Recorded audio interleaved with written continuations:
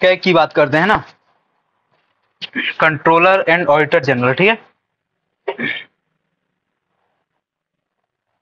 तो देखो भाई, हमारे पास क्या था, पैसा था। हमने क्या किया, बजट बनाया।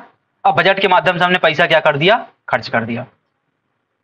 अब इतनी ईमानदार तो नेताजी हैं नहीं कि पूरे ईमानदारी से क्या करेंगे, बिना भ्रष्टाचार के पैसा खर्च करेंगे।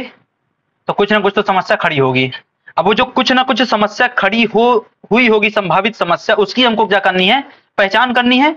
उस संभावित समस्या को हमको क्या करना है, पकड़ना है। इसका मतलब कि पैसा कहां खर्च हुआ, कितना खर्च हुआ, जिस चीज के लिए लिया गया था उसी चीज के लिए खर्च हुआ कि नहीं हुआ, इन सब चीजों को क्या करना पड़ेगा, हमको चेक करना पड़ेगा। तो इस चेक करने के लिए एक संस्था होती है, किस नाम से जानी जाती है, कैग के नाम से। भारत में भी ये संस्था है, ब्रिटेन में भी ये संस्था है। ब्रिटेन और भारत की संस्था में क्या अंतर है वो हम समझेंगे बाद में। पर भारत में ये संस्था काम कर रही बकायदा, जो क्या काम करती है, सरकार के खर्चों पर नियंत्रण रखने का, सरकार के खर्चों पर निगरानी रखने का काम करती है, नियंत्रण नहीं, निगरानी रखने का क्या करती है, काम करती है, ठीक है। तो अब ये निगरानी कैसे कैसे निकल करके आती है, इसको हम थोड़ा सा समझते हैं। तो लोक वित्त का क्या होता है, संरक्षक होता है। लोक वित्त मतलब पब्लिक फंड, पब्लिक फंड मतलब जो भी हमारा और आपका पैसा है अलग अलग रूपों में, उन सब का क्या करना, संरक्षण करना, ठीक है। और लेखा परीक्षण एवं लेखा विभाग का क्या होता है, मुखिया होता है। दो बातें हो गई। कल को आपसे पूछा है कि लोक, जैसे यूपीएससी में 2018 में शायद प्रश्न आया था, है ना, क्योंकि 2017 में प्रणब मुखर्जी ने कुछ बोल दिया था, इसलिए 18 में प्रश्न आ गया। प्रणब मुखर्जी ने बोला कि राष्ट्रपति क्या होता है, संविधान का संरक्षक होता है। राष्ट्रपति के कहने से थोड़े ना संरक्षक हो जाएगा, संविधान क्या कहता है भाई, संविधान का संरक्षक कौन होगा, संविधान का संरक्षक कौन होगा, सुप्रीम कोर्ट। कल को कोई भी बोलता रहे, कोई फर्क नहीं पड़ना है, सुप्रीम कोर्ट हमेशा संरक्षक बना रहेगा। वही बात यहां पे भी आती है, ठीक है। तो लोक वित्त का संरक्षक कौन और लोक परीक्षण लेखा विभाग का मुखिया कौन, दोनों में क्या आ जाता है, आपका कैग आ जाता है, ठीक है। जो देखता और लोक वित्त के संरक्षक के रूप में यह भी देखता है कि समुचित विधानमंडल के प्राधिकार के बिना भारत या किसी राज्य की संचित निधि से एक भी पैसा खर्च नहीं किया जाए। जितना पैसा आपको अलॉट किया गया था सिर्फ उतना ही पैसा खर्च करेंगे। जिस मद के लिए अलॉट किया गया था, मद मतलब होता है आइटम, आइटम मतलब कि आपने जिस चीज के लिए खर्चा मांगा था सिर्फ उसी चीज में क्या करेंगे, आप खर्चा करेंगे, उसके अतिरिक्त कहीं और खर्चा नहीं करेंगे। जैसे उदाहरण के लिए कि आपने आयुष्मान भारत के लिए पैसा मांगा और उसको खर्च कर दिया किसमें, मनरेगा में, ये क्या है, भ्रष्टाचार है, ये क्या है, भ्रष्टाचार है, ठीक है। तो वो क्या बात हो गई कि पैसा कहां खर्च किया जा रहा है, कितना खर्च किया जा रहा है, किस मद में खर्च किया जा रहा है, इस चीज के क्या करना, पूरा निगरानी करना, ठीक है। इस चीज का क्या करना, परीक्षण करना। इसके महत्व को स्पष्ट करते हुए डॉक्टर अंबेडकर ने कहा कि भारत का नियंत्रक महालेखा परीक्षक संभवतः भारत के संविधान का सबसे महत्वपूर्ण अधिकारी है। वह ऐसा व्यक्ति है जो देखता है कि संसद द्वारा अनुमान्य खर्चों की सीमा से अधिक धन खर्च ना होने पाए, या संसद द्वारा विनियोग अधिनियम में निर्धारित मदों पर ही धन खर्चा किया जाए। यही तो मैंने आपसे तब से चर्चा कर रहा था कि जितना पैसा आपने लिया उतना ही खर्चा कर रहे हैं, पहली बात। दूसरा, जिस चीज के लिए लिया था उसी चीज में खर्चा कर रहे हैं। इन्हीं दो आधारों की जांच करना, इनका परीक्षण करना, इन पे निगरानी रखना, और इन्हीं दो आधारों के आधार पर अंबेडकर जी इसको क्या कहते हैं, सबसे बेस्ट संस्था का रोल बताते हैं, ठीक है। जिसका ध्येय वाक्य क्या है, लोक हितार्थ सत्यनिष्ठा, ठीक है। ये उसका क्या है, लोगो है, ठीक है। लोक हितार्थ सत्यनिष्ठा, लोक हितार्थ मतलब जनता के हित में क्या करना, सत्यनिष्ठा का पालन करना, ये उनका क्या होता है, मोटो होता है, ठीक है, ध्येय वाक्य होता है। बेसिक परिचय, सामान्य एकदम जानकारियां। वर्णन कहां मिलेगा, संविधान के अनुच्छेद 148 से लेकर के 148 से कैग की स्थापना की गई है, बाकी अन्य बातें भी मिल जाएंगी आपको। तो भाग 5 में, भाग 5 के अंदर भी जाओगे तो अध्याय 5 में 148 से 151, 2019 में यहीं से प्रश्न आया हुआ था। कैग के कार्य कहां दिए गए हैं, सब क्या लगा क्या है, 148, क्योंकि लूसेंट में क्या दिया गया है, लूसेंट में सिर्फ एक ही आर्टिकल दिया, कैग की स्थापना 148 से होती है, तो हमने उसके आगे कभी पढ़ा नहीं, तो हमारे लिए तो क्या भाई 148 ही था, तो हमने क्या लगा दिया, 148 लगा दिया, जबकि कार्य कहां है, 149 में है, ठीक है। थोड़ा सा क्या करना होता है, डेफिनेस बढ़ानी होती है ना। तो भाई पहली बात की वर्णन कहां मिल गया, भाग 5 में। भाग 5 में फर्दर जाओगे तो अध्याय 5 में मिलेगा, 148, अध्याय 5 आखिरी अध्याय है, ठीक है। तो अध्याय 5 में मिलेगा 151 तक मिलेगा, 148 से 151 तक। प्रकृति क्या होती है? स्वतंत्र है, संवैधानिक है। स्वतंत्र है तो भाई स्वतंत्रता कैसे तय होगी आगे हम समझेंगे। किसी भी आयोग की स्वतंत्रता तय होने का वही क्राइटेरिया होता है जो आप पीछे पढ़ के आए थे, किसमें? निर्वाचन आयोग में, ठीक है। इसके अलावा कुछ नहीं होता है।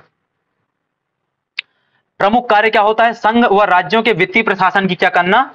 निगरानी करना। जो भी फाइनेंशियल सिस्टम बना हुआ है केंद्र सरकार का और राज्य सरकार का, उसको क्या करना? निगरानी करना। उनके संबंध में क्या करना? उनकी क्या करना? संपरीक्षा करना, ऑडिट करना और आगे फर्दर रिपोर्ट सबमिट करना। इसका पहली बार अस्तित्व में कब आएगा? 1858 में। पहली बार इसकी स्थापना कब होगी? 1858 में। वर्तमान स्वरूप जो हम देखते हैं भारत में, वो कहां से आएगा? 48 से आएगा। यदि आपको प्रश्न आता है कि भारत में जो कैग है वो किस देश के संविधान से प्रेरित है, बाकायदा बताना है। किसके? ब्रिटेन के संविधान से प्रेरित है। कहां से? यूनाइटेड किंगडम के संविधान से प्रेरित है। अंतर कहां पे आता है? इसको सिर्फ सैद्धांतिक नजरिए से याद रखना है। हमारे देश में जो कैग है वो किस प्रकार से काम करता है? इसको समझो कि ये पैसा था, ये पैसा खर्च हो गया, भ्रष्टाचार हो गया, तब जांच की जा रही है। ये भारत का कैग है। भ्रष्टाचार होने ही नहीं दे रहा है, खर्चे पे नियंत्रण कुंडी मार के बैठा हुआ है। ये कहां का आयोग? वो है ब्रिटेन का है। तो हमारे यहां भ्रष्टाचार होने के बाद जांच कर रहा है, वहां पे भ्रष्टाचार न होने पाए इसके लिए क्या करता है वो लोग? प्रयास करता है। इसीलिए वहां पे क्या है? वो वित्त पर नियंत्रण रखता है, हमारा वाला वित्त पर निगरानी रखता है। स्पष्ट हो गया? ब्रिटेन का जो कैग है वो वित्त पर नियंत्रण रखता है, कहां पैसा जाएगा, कितना जाएगा, कैसे जाएगा, इस सब पे नियंत्रण रखेगा। हमारा वाला क्या है भाई? सिर्फ और सिर्फ निगरानी रखता है कि पैसा खर्च हुआ तो कहां हुआ, कैसे हुआ, कितना हुआ। जैसे कि 2G स्पेक्ट्रम पे जब विनोद राय ने बताया, विनोद राय उस समय कैग थे, है ना, तो उन्होंने यही तो बताया कि कहां खर्चा हुआ, कितना खर्चा हुआ, कैसे खर्चा हुआ। ठीक है। तो 1958 में पहली बार गठन हुआ था। वर्तमान जो स्वरूप है वो 1948 में आया। यूके के कॉन्स्टिट्यूशन से प्रेरित है और मुख्यालय कहां है? नई दिल्ली में है। पहली बार इसका प्रमुख किसको बनाया गया था? एडवर्ड ड्रमंड को। एडवर्ड ड्रमंड इसके पहले क्या बनाए गए थे? प्रमुख बनाए गए थे, फर्स्ट कैग। पहले भारतीय कैग कौन थे? वी नरहरि राव। वी नरहरि राव। वर्तमान में कैग कौन है? गिरीश चंद्र मुर्मू। गिरीश चंद्र मुर्मू 14th कैग हैं, वो 14वें कैग हैं। गिरीश चंद्र मुर्मू 14वें कैग है। गिरीश चंद्र मुर्मू गुजरात कैडर के IAS अधिकारी हैं और कैग बनाए जाने के पहले वह लद्दाख के क्या थे? डिप्टी गवर्नर थे, है ना। सॉरी, जम्मू कश्मीर के पहले डिप्टी गवर्नर थे। लद्दाख मत करना, जम्मू कश्मीर कर लेना भाई, है ना। बड़ा कंफ्यूजन बना रहता है लद्दाख जम्मू कश्मीर में, मुझे समझ में नहीं आता वो कैसे डील करते होंगे। ठीक है। इसके बाद अच्छा एक पॉइंट, ये एक बड़ी समस्या हो रखी है आजकल वुमेन एम्पावरमेंट के नाम पे। कोई भी महिला नियंत्रक महालेखा परीक्षक आज तक नहीं हुआ भाई। ठीक है। तो ये भी एक क्या है? पॉइंट याद रखना है। कल को पूछा जाता है कि रमा देवी पहली कैग थी, आप भावना में बह के लगा के आ गए, लेकिन आपको पता था पहले से कैग तो आज तक महिला हुई नहीं है। ठीक है। जबकि महिलाओं को कैग बनाना चाहिए। पैसे का मामला ज्यादा समझ में आता है उनको, है ना। अब आपने पीछे देखा कि भाई 1858 में क्या होता है, हमारे सामने निकल करके आता है एक व्यवस्थित रूप में। ठीक है।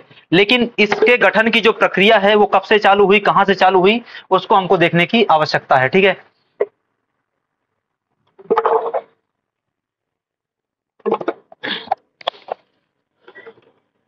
तो 1753 में पहली बार क्या होगा? Indian audit and account department की स्थापना की जाएगी। इंडियन ऑडिट और अकाउंट डिपार्टमेंट हमारे देश में, कल को आपसे प्रश्न आता है कि हमारे देश में लेखा परीक्षण के संबंध में जो पहला प्रयास हुआ वो कब हुआ, इस प्रकार का प्रश्न आ सकता है। तो लेखा संबंध में जो हमारे देश में पहला प्रयास हुआ वो कब देखने को मिल जाएगा? 1753 में Indian audit and account department के रूप में।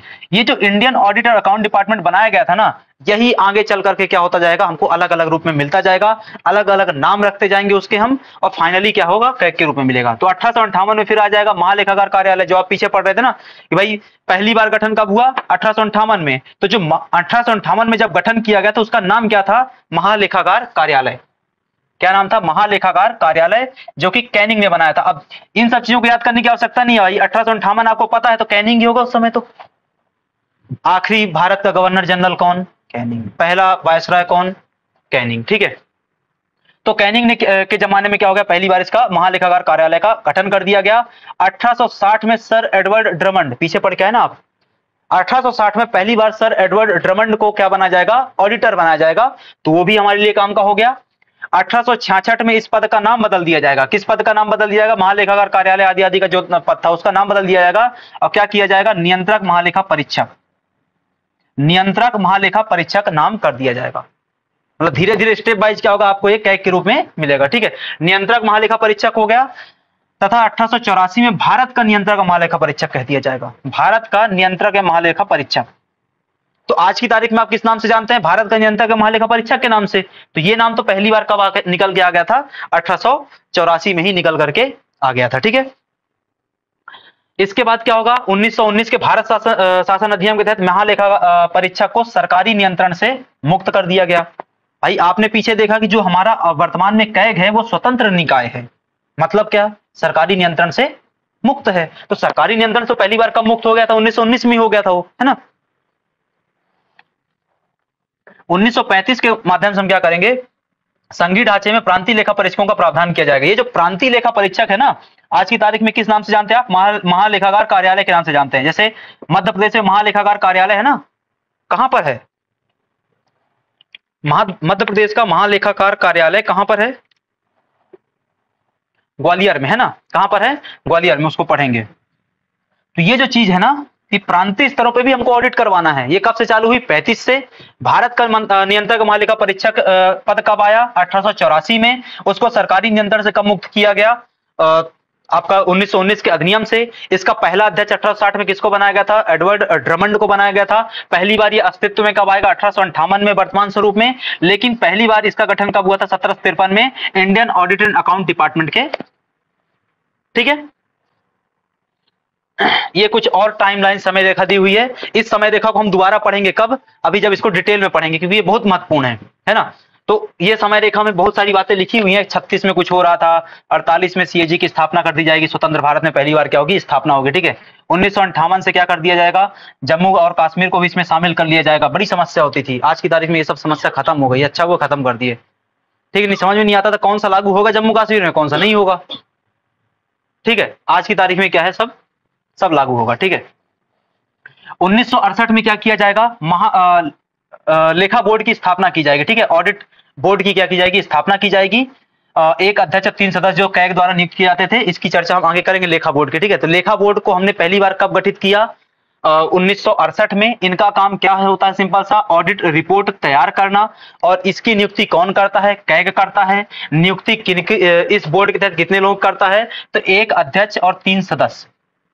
तो सिंपल सा क्या हुआ भाई, आपका ऑडिट बोर्ड गठन किया जाएगा। कौन गठित करेगा, कैग गठित करेगा। कैसे गठित करेगा, 1+3 के रूप में उसको क्या किया जाएगा, गठित किया जाएगा। पहली बार गठन कब हुआ, 1968 में। अब एक समस्या बार बार आ रही थी, वो समस्या क्या थी, भाई आपने कैग तो बना लिया था, लेकिन कैग में कुछ भी आपने दिखाई नहीं था। 148, 149, 50, 51 में आपने समस्या क्या जा रही थी, सेवा शर्तें क्या होगी, ढेर सारी बातें आपने नहीं लिखी थी। उनके अधिकार क्या होंगे, प्राधिकार क्या होंगे, ये सब बातें नहीं लिखी हुई थी।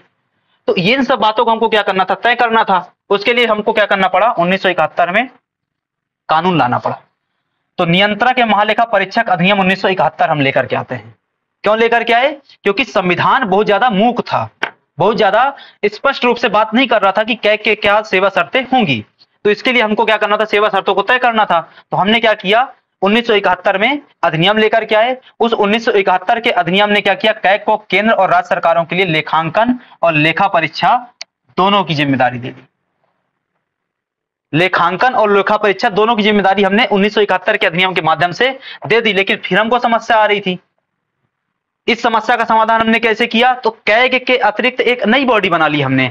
वो क्या आ गया भाई, आपका सीजीए आ गया। 1976 में कैग को लेखांकन के कार्य से मुक्त कर दिया गया। तो लेखांकन का कार्य किसको दे दिया हमने, सीजीए को दे दिया गया। इसको अभी हम से समझेंगे। तो क्या क्या बातें हो गई, आजादी के पश्चात क्या क्या चरण हुआ। पहली बात कि भाई 1948 में हम क्या कर देंगे, कैग का गठन कर देंगे, वो हो गया। उसके पश्चात क्या होगा, 1958 में जम्मू कश्मीर को भी शामिल कर लेंगे। 1968 में क्या होगा, हम लेखा बोर्ड का गठन करेंगे। हम मतलब कैग गठित करेगा, 1+3 मेंबर बॉडी होगी। काम क्या होगा, ऑडिट रिपोर्ट तैयार करना, बस। इसके बाद क्या आएगा, ऑडिट रिपोर्ट तैयार करना, मतलब वही लिखने के लिए हमने बैठाया हुआ 4 टाइपिस्ट है ना। इसके बाद क्या है, आयोग क्या था, बहुत ज्यादा स्पष्ट नहीं था सेवा शर्तों को लेकर के। तो हमने क्या किया, 1971 में एक अधिनियम लेकर के आया। 1971 के अधिनियम के माध्यम से कैग को हमने लेखांकन और लेखा परीक्षण दोनों की शक्ति दे दी। लेकिन हमको लगा कि भाई इसके पास क्या हो रहा है, वर्क बर्डन हो रहा है, बहुत ज्यादा कार्य बोझ है, तो हमको क्या करना था, उसको थोड़ा सा कम करना था। तो उसके लिए हमने क्या कर दिया, 1976 में कैग को लेखांकन वाले कार्य से क्या कर दिया, मुक्त कर दिया। तो लेखांकन वाले कार्य से कैग को मुक्त किया, तो उसके लिए हमने क्या है, अलग बॉडी निकल करके आएगी सीजीए, उसकी बात चर्चा हम आगे करेंगे। ठीक है, ये बातें पीछे आपने देख ली थी, इन बातों को क्या करना है, हमको थोड़ा सा डिटेल में देखना है। ठीक है, इसको ऊपर नीचे कर लेना। ठीक है, 148 में क्या दिया है, गठन। 149 में क्या दिया है, उसकी सेवा शर्तें। जो गठन दिया हुआ है वो बहुत बड़ा आर्टिकल है, उसकी हमको चर्चा करनी पड़ेगी, क्योंकि हर 148 के अंदर 6 आर्टिकल आएंगे, है ना, उनकी इंडिविजुअली चर्चा करनी है। 149 में कर्तव्य शक्तियां दी हुई है। 150 में, इसको भी ऊपर नीचे कर लेना, कैसे हुआ ये पता नहीं, मेरी कोई गलती नहीं इसमें, है ना। 150 में क्या हुआ, लेखा प्रारूप किस प्रकार का होगा, ऑडिट रिपोर्ट किस प्रकार की होगी, वो चर्चा की गई है। और 151 में क्या है भाई, प्रतिवेदन, आप रिपोर्ट किसको सबमिट करेंगे, वो बात यहां पे की गई है। ठीक है, सबसे पहले आ जाओ 148। आप अपनी कॉपी निकालेंगे, 148 में क्या करेंगे, 148 का सब क्लॉज 1 लिखेंगे, फिर 2 लिखेंगे, फिर 3, 4, 5, 6 इस प्रकार चलता रहेगा। ठीक है, और सबके अंदर अलग अलग बातें लिखी हुई हैं। 148 1 में क्या लिखा हुआ है, कैग होगा, राष्ट्रपति नियुक्ति करेगा, हटाने की प्रक्रिया सुप्रीम कोर्ट के न्यायाधीश के तरह होगी, समान होगी, है ना। और वो सुप्रीम कोर्ट को न्यायाधीश के हटाने की प्रक्रिया कहां पे है, न्यायाधीश जांच अधिनियम 1968 में है। तो कल को आपको प्रश्न आता है, इन्हीं 4 ऑप्शन में दिए रहते हैं, 148 1 2 3 4 दिया हुआ है, और पूछा जाता है कि भाई नियुक्ति कैसे होगी, तो हम क्या लगाएंगे, 148 से सब क्लॉज 1 लगाएंगे। हटाएंगे कैसे, 148 सब क्लॉज 1 से हटाएंगे। गठन कैसे होगा, 148 सब क्लॉज 1 से होगा। 148 सब क्लॉज 2 में क्या दिया हुआ है, उसकी शपथ दी हुई है। और देश के जितने भी संवैधानिक पद हैं उन सब की शपथ कहां दी हुई है, तीसरी अनुसूची में। देश के प्रत्येक संवैधानिक पद को मिलने वाला जो पैसा है वो कहां दिया हुआ है, दूसरी अनुसूची में। ठीक है, अनुसूचियां अच्छे से पॉलिटी में। ठीक है, तो कैग की शपथ कहां दी हुई है, 148 सब क्लॉज 2 में दी हुई है। और शपथ क्या होगी ये कहां लिखा हुआ है, तीसरी अनुसूची में लिखा हुआ है। और शपथ दिलाएगा कौन, राष्ट्रपति दिलाएगा, या फिर राष्ट्रपति कहीं छुट्टी में चला गया बैंकॉक घूमने, तो उसके द्वारा अपॉइंटेड कोई व्यक्ति होगा, वो क्या करेगा, शपथ दिलवा देगा। तो शपथ कौन दिलाएगा, कैसे दिलाई जाएगी और कहां लिखी हुई है, ये सब बातें कहां है, 148 सब क्लॉज 2 में है। फिर आता है 148 सब क्लॉज 3। 148 सब क्लॉज 3 में क्या बात की गई है, सेवा शर्तों की बात की गई है, वेतन भत्तों की बात की गई है। वेतन भत्ते कहां आते हैं, हमेशा सेकंड अनुसूची में आते हैं, कितना खर्चा कितना पैसा रहेगा वो सब है। दूसरा कि वेतन भत्ते तो कहां मिलेंगे भाई, दूसरी अनुसूची में, जो कहां पे भारित होंगे, संचित निधि भारित होंगे, जो कि 266 में आती है। ठीक है, एक बात। दूसरी बात यहां पे शब्द दिया वो सेवा शर्तें। सेवा शर्तें कौन तय करेगा, संसद तय करेगी। कैसे तय करेगी भाई, विधि के द्वारा तय करेगी। ये विधि मतलब क्या होता है, कानून। इस प्रकार का कानून पहली बार कब आया, 1971 में, पीछे दिखाया ना हमने भाई। इस प्रकार का कानून पहली बार कब आया, 1971 में।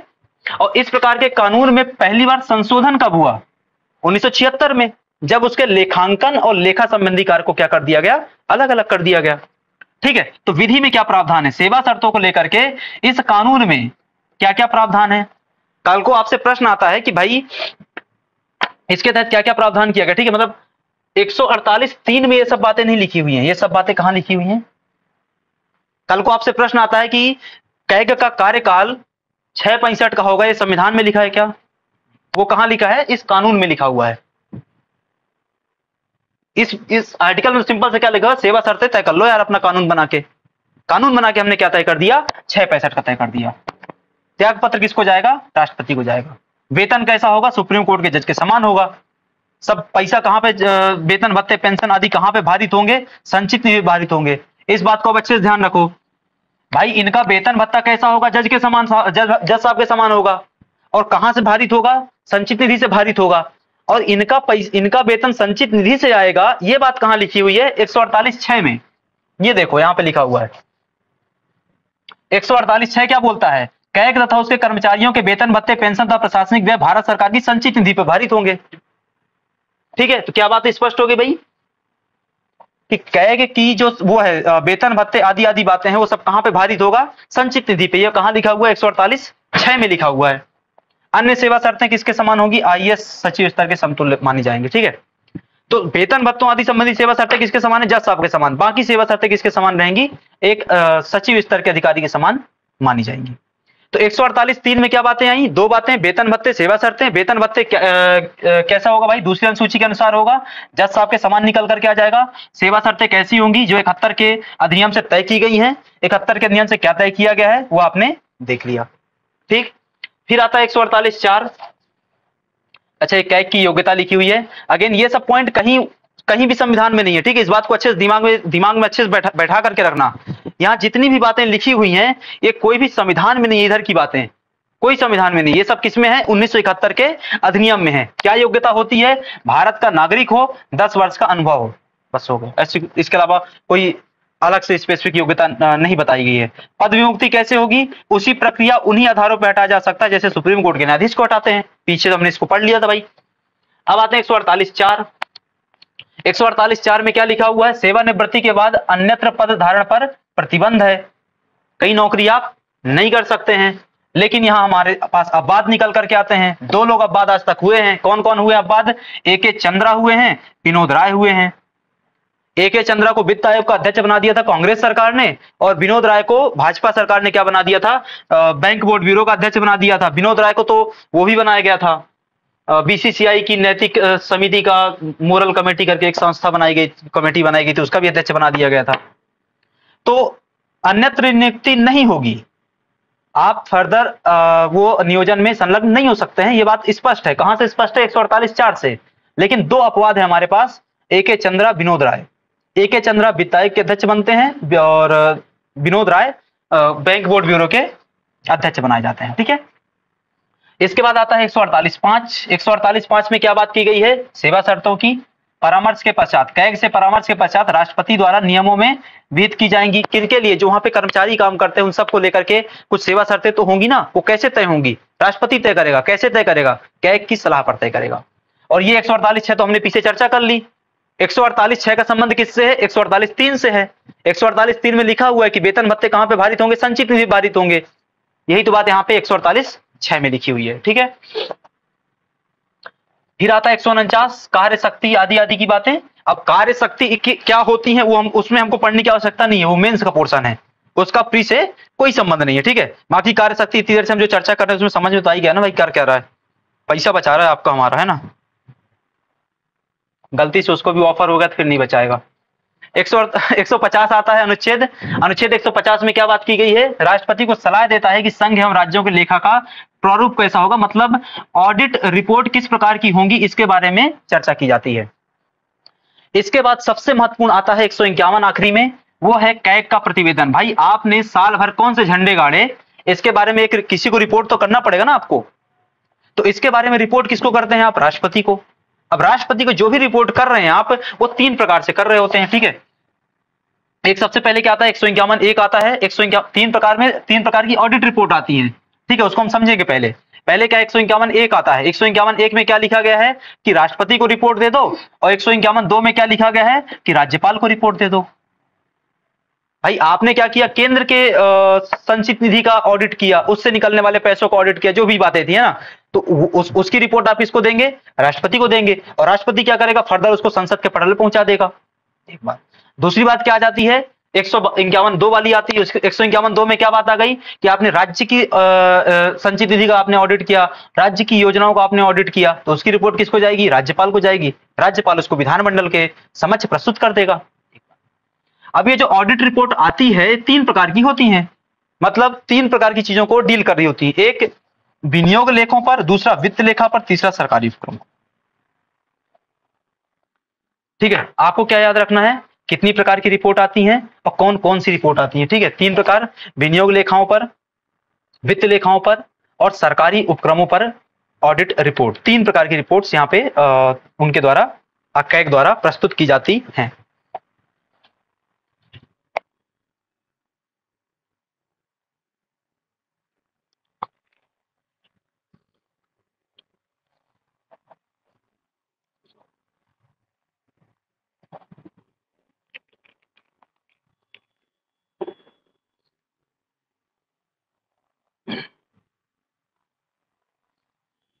ठीक है।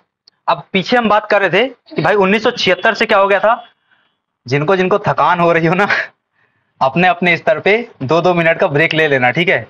ऑनलाइन वाले तो अपनी सुविधा के अनुसार ब्रेक ले सकते हैं ना, ऑफलाइन वाले भी अपनी सुविधा अनुसार ब्रेक ले लेना, ठीक है। नहीं, हमको ब्रेक नहीं चाहिए, है ना।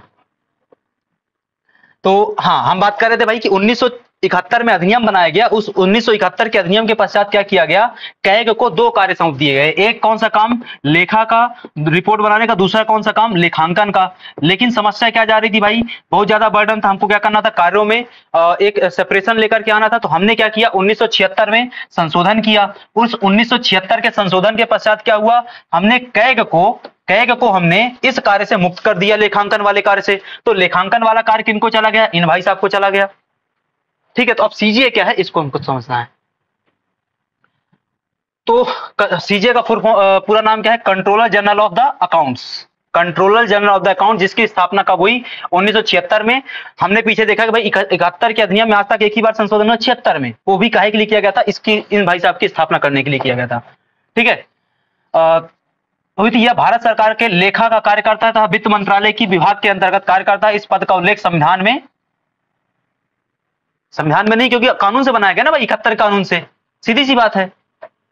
अब अगेन आपका बेसिक सेंस आना चाहिए, संविधान में नहीं है, कानून के अंतर्गत आता है, तो किसी न किसी मंत्रालय के अंतर्गत बैठा होगा। कौन सा मंत्रालय भाई, वित्त मंत्रालय के अंतर्गत, ठीक है। इस बात को हमेशा याद रखना है। तो भाई संविधान में नहीं है, तो किसी न किसी मंत्रालय के द्वारा कंट्रोल किया जा रहा होगा। कौन सा मंत्रालय, तो निर्मला जी आजकल क्या करती हैं, इनको कंट्रोल करती हैं। राज्यों के लेखा का कार्य कैग ही करता है, यह कैग को तकनीकी सहायता प्रदान करता है। तो इस बात को थोड़ा याद रखना है भाई। राज्यों की जो भी ऑडिटिंग होती है, राज्यों का जो भी काम होता है, वो अभी भी कौन कर रहा है, कैग कर रहा है। ये सिर्फ किसके लिए काम कर रहा है, केंद्र के लिए। बात स्पष्ट हो गई। राज्यों के लिए जो भी लेखांकन का काम है वो अभी भी कैग करता है, केंद्र के लेखांकन का काम सीजीए करता है। एक बात स्पष्ट है, ठीक है। ये तकनीकी सहायता जैसा कुछ नहीं होता, ठीक है। वर्तमान में कौन है भाई, वर्तमान में सीजीए कौन है, भारती दास। वर्तमान में सीजीए कौन है, भारती दास, ठीक है। प्रथम लेखा महानियंत्रक कौन था, पहला सीजीए कौन था, मतलब 1976 में श्री एस स्वामीनाथन। प्रथम महिला लेखा महानियंत्रक कौन था भाई, गिरिजा ईश्वर, ठीक है। इन रैंडम फैक्ट्स को थोड़ा सा याद रखेंगे। वर्तमान में भारत का लेखा महानियंत्रक कौन है, इस बात को हमेशा दिमाग में बना करके रखना अलग है ना। कैग अलग होता है, सीजीए अलग होता है, नियंत्रक या महालेखा परीक्षक अलग होता है, लेखा महानियंत्रक अलग होता है। वो गिरीश चंद्र मुर्मू है, ये कौन है, भारती दास है, ठीक है। वो पी नरहरि राव था, ये कौन था, स्वामीनाथन है, ठीक है। वहां महिला हुई नहीं, यहां महिला हो गई है, गिरिजा ईश्वर, ठीक है।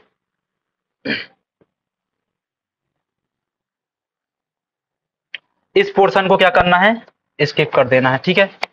क्यों, प्री के लिए काम का नहीं है। प्री के लिए जितना बेसिक अंतर था वो मैंने आपको समझा दिया, ठीक है।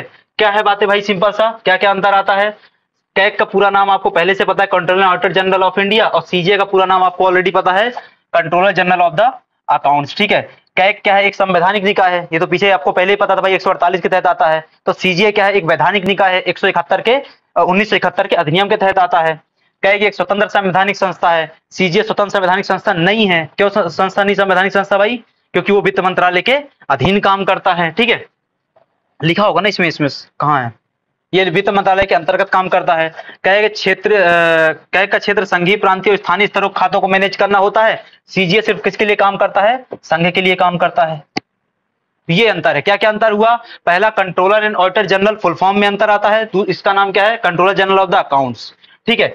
दूसरा, कैग संवैधानिक निकाय है, ये वैधानिक निकाय है, वो 148 में वर्णित है, ये 1971 के अधिनियम में वर्णित है। इसका काम क्या होता है भाई, ये जो कैग है वो इसका काम क्या होता है एग्जैक्टली, तो केंद्र और राज्य दोनों के लिए काम करना, जबकि सीजे सिर्फ किसके लिए काम करता है, केंद्र के लिए काम करता है। वो क्या है, स्वतंत्र निकाय है, ये वित्त मंत्रालय के अधीन काम करता है। ये बेसिक अंतर यहाँ पे लिखा हुआ है। अगेन की इन फैक्ट्स हमने पीछे चर्चा कर ली थी, उसमें परेशान होने की आवश्यकता नहीं है। कैग 3 प्रकार की रिपोर्ट जारी करता है, पीछे मैंने इसको आपको बता दिया था, तो उसमें हम जारी वापस नहीं जाएंगे, है ना। अब आते हैं कि भाई आपको, इन भाई साहब को ऑडिट करने की शक्ति कहां से आ रही है। रिशिता चौकसे, एग्जैक्टली इसको एक बार चेक कर लेना आप। मैंने जो अभी आपको नोट्स पढ़ा रहा हूँ ये 10 दिन पहले अपडेट हुए थे, है ना। तो भारती दास 10 दिन पहले थी, यदि अभी फिलहाल नहीं बदली है जैसा कि मैंने पढ़ा हुआ है, नहीं बदली है तो भारती दास बिल्कुल सही है ना। बट एक बार कुछ नहीं करना है, आप अभी यदि नहीं पढ़ रहे हो तो क्या करना है आपको, सीजीए की वेबसाइट में जाना है, वहां पे मिल जाएगा पोर्टफोलियो। यदि भारती दास है तो बढ़िया है, नहीं रिश्ता चौक से होंगी तो अपन रिश्ता को बैठा लेंगे, ठीक है, कोई दिक्कत नहीं है, अपन सभी के साथ मैनेज कर लेंगे, है ना। अब आता है कि भाई इनको ऑडिट करने की शक्ति कहां से मिलती है, कहां से आ रहा है अधिकार। एक अधिकार तो कहां से आएगा, संविधान से, 148 से 151 तक जो भी बातें की जा रही है, स्पेसिफिकली कौन सा आपका 149, वहां से इसको 100 शक्ति मिल रही है। दूसरा 1971 के अधिनियम से भी शक्ति मिल रही है, और इसके बाद ढेर सारी और बातें इसके तहत आ जाती हैं। वो ढेर सारी बातों में क्या है भाई, बहुत बार सुप्रीम कोर्ट कई सारे निर्णय देता रहता है, उन निर्णयों के आधार पर भी क्या होता है, शक्तियां इनको प्राप्त हो जाती हैं। भारत सरकार कई बार क्या करता है, रूल्स जारी करता है, रेगुलेशंस जारी करता है, उनसे भी शक्तियां मिल जाती हैं। कई बार, एक बार क्या हुआ, लेखा और लेखा परीक्षण विनिमय जारी कर दिया गया, रेगुलेशंस जारी कर दिया गया 2017 में, उनसे भी शक्ति मिल गई। और इसके अलावा क्या आता है आपका 279 क्या बोलता है, शुद्ध आय की गणना सीएजी द्वारा प्रमाणित की जाती है, जिसका प्रमाण पत्र अंतिम माना जाता है। ये लाइन किस में लिखी गई है, 279 में लिखी गई है। और इस लाइन से क्या बात निकल के आई भाई, सीएजी क्या करेगा, शुद्ध आय की गणना करेगा। तो वो तो क्या हो गया भाई, स्वाभाविक तौर पे अब हम क्या मान लेंगे कि ऑडिटिंग कौन करेगा, ठीक है। तो ये बातें क्या हो जाती हैं आपका, उसकी शक्ति को लेकर के निकल करके आती है, ठीक है। एक बात यहाँ पे और लिखी हुई है जो प्री के नजरिए से महत्वपूर्ण हो सकती है, कल को आपको पूछा जा सकता है कि कैग किन आधारों पर लेखांकन करता है, ठीक है, या ऑडिट रिपोर्ट तैयार करता है। तो देखो, एक दिया हुआ है उद्देश्य, गलत लिखा हुआ है उद्देश्य, यहाँ पे उद्देश्य सही कर लेना यार, उद्देश्य है ना, दिमाग में चलता नहीं है, आधा सा कर लेना उसको, ठीक है, या भी लगा लेना। तो उद्देश्य हो गया, दूसरा क्या हो गया, अतिव्ययता। देखो सिंपल सा कि आपने क्या किया, ये जो उद्देश्य वाला पोर्शन इसको हम क्या कर सकते हैं, मत बोल सकते हैं, ठीक है। आपने क्या किया, आप मतलब केंद्र सरकार ने क्या किया, उन्हें बजट में बताया कि हम मनरेगा के लिए 1000 करोड़ रुपए, आयुष्मान के लिए 525 करोड़ रुपए, आदि आदि योजनाओं के लिए हम क्या कर रहे हैं, इतना इतना पैसा ले रहे हैं। लेकिन कल को उनको लगा कि भाई यार मनरेगा में 1000 नहीं 900 ही करोड़ खर्च हो रहे हैं, लेकिन आयुष्मान में 100 करोड़ रुपए की और आवश्यकता है। तो क्या वो वहां पे जो मनरेगा के लिए 1000 करोड़ रुपए अलॉट हुए थे, उसको उठा करके 100 करोड़ कहां खर्चा कर दें आयुष्मान में? क्या ऐसा कर सकते हैं? ऐसा बिल्कुल नहीं किया जा सकता। यदि ऐसा किया गया तो किसमें कंसीडर किया जाएगा, भ्रष्टाचार में कंसीडर किया जाएगा। तो इस चीज की जांच कौन करेगा, कैग जांच करेगा कि उसी मद में खर्चा हुआ है कि नहीं हुआ है, जिस उद्देश्य से लिया गया था उसी उद्देश्य से खर्चा हुआ कि नहीं हुआ, एक जांच। दूसरी जांच अतिव्ययता के आधार पे, वही बात भाई, लिया तो आपने 525 करोड़ रुपए था, खर्चा आपने 625 करोड़ रुपए कर दिया, 100 करोड़ कहां से आया, तो इसकी भी जांच किया जाएगा, ठीक है। ठीक है, अतिव्ययता के आधार पे जांच की जाती है, दूसरा उद्देश्य के आधार पे, आइटम वाइज कि आपने जिस चीज के लिए जितना पैसा लिया था उस चीज में उतना पैसा आपने खर्च किया कि नहीं किया। जैसे उदाहरण के लिए भाई लाडली बहना योजना लॉन्च की गई है, एक तो पहली बात सबको बहना बना लिए है ना, अच्छी बात यह है कि भेदभाव नहीं किया उम्र के साथ, तो सब बहना बन गई। अब चुनाव भी है, मामा बह गया भावनाओं में, पैसा ज्यादा खर्चा कर दिया, समस्या हो जाएगी ऑडिट में, ठीक है। ये भी क्या रहता है, समस्या में। कोई सुन तो नहीं रहा, ठीक है। मामा जी क्या है, मतलब हो सकता है ना भाई जी, मैंने लगाया है ना, ध्यान रखना। महालेखाकार कार्यालय, देखो अब क्या हुआ भाई, आपने क्या किया था, जो कैग था उससे आपने प्रादेशिक स्तर पे भी काम करवाया था, लेकिन जो प्रदेश में सरकारें चल रही उनको भी अपने स्तर पे कुछ चाहिए ना यार, कि हमारा अपना एक स्वतंत्र निकाय हो, हमारे लिए काम करे हर समय। ऐसा तो नहीं ना कि भाई हम जब बोले कैग आएगा तब, हमारे पास खुद की अपनी एक बॉडी होनी चाहिए। तो खुद की अपनी एक बॉडी होती राज्य सरकारों के पास, वो क्या है, महालेखाकार कार्यालय के नाम से जानी जाती है, ठीक है। तो महालेखाकार कार्यालय के संबंध में यदि हम बात करें तो वो कहां से आता है, 149 से आता है, और साथ ही साथ कहां से आता है, 171 से आता है, ठीक है। दो बातों को याद रखना है, 149 171। दूसरी बात, इसको मध्य प्रदेश के संदर्भ में याद रखना बहुत ज्यादा आवश्यक है। ग्वालियर में इसका हेड ऑफिस है, भोपाल में इसका उप कार्यालय बना हुआ है। स्थापना 1985 में की गई थी। वर्तमान में इसका प्रमुख कौन है, वर्तमान मतलब ऐसे लग रहा है 1000 साल से तो यही है ना, नाम ही नहीं बदल रहा है यहाँ पे। तो श्री रविंद्र पत्तार, श्री रविंद्र पत्तार वर्तमान में मध्य प्रदेश महालेखाकार कार्यालय के प्रमुख हैं। अब यहां पे एक लिस्ट दी हुई है कैग के अब तक के अध्यक्ष कौन कौन हुए हैं उसकी बातें की गई हैं। तो कैग के अब तक के अध्यक्षों में जो लोग निकल करके आते हैं वो कौन कौन आते हैं। तो सबसे पहला अध्यक्ष तो वी नरहरि राव था, हमने पीछे देख लिया था, वी नरहरि राव, ठीक है। इसके अलावा ठीक है, ये इनको याद रखना बस। गिरीश चंद्र मुर्मू। राजीव महर्षि को किस चीज के लिए याद रखोगे? राजीव महर्षि को एज अ कैग बुलाया गया था यूएन के ऑडिट के लिए। जब राजीव महर्षि अपने पोस्ट पर थे इस दौरान उनको यूएन के ऑडिट के लिए बुलाया गया था। मतलब हमारे देश की संस्था इतनी विश्वसनीय तो है ना, बस उसमें क्या होता है बाबा को भरोसा नहीं होता, इसलिए सदस्यता चली गई बाबा की, ठीक है। तो राजीव महर्षि, ठीक है। इसके पहले आपको ये विनोद राय दिख रहे हैं यहाँ पे बीच में, है ना। विनोद राय आपने पीछे पढ़ लिया कि उनको क्या किया गया था, रीअपॉइंट किया, रीअपॉइंट नहीं मतलब फर्दर उनका क्या किया गया था, एम्प्लॉयमेंट दिया गया था, जो कि क्या था, कानून के विरुद्ध था, संविधान के विरुद्ध था, ठीक है।